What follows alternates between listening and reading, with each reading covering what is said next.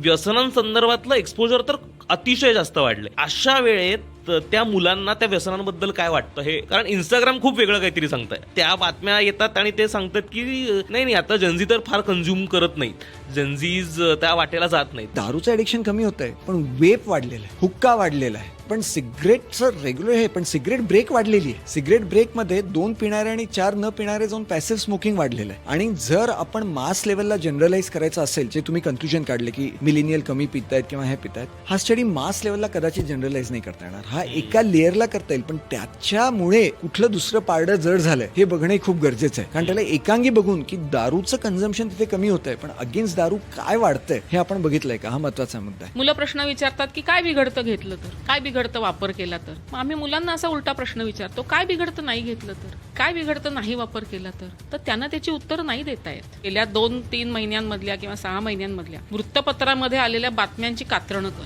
13 ते 22 किंवा 25 वयोगटातल्या मुलांनी केलेले गुन्हे, आणि आपण जर का बघितलं तर प्रचंड प्रमाणात गुन्हेगारी वाढली. गुन्हेगारीचा आणि ऍडिक्शनचा अतिशय क्लोज सहसंबंध आहे. अवेअरनेस कशाचा आहे? माहितीचा अवेअरनेस आहे, फक्त जाणीवेचा नाही. आमच्या अभ्यासामध्ये पण आम्हाला असं दिसलं की शॉर्ट टर्म परिणाम काय होतात हे मुलांना सांगता येतं, पण लॉंग टर्म परिणाम काय होत आहेत याच्याविषयी त्यांना माहिती नाही.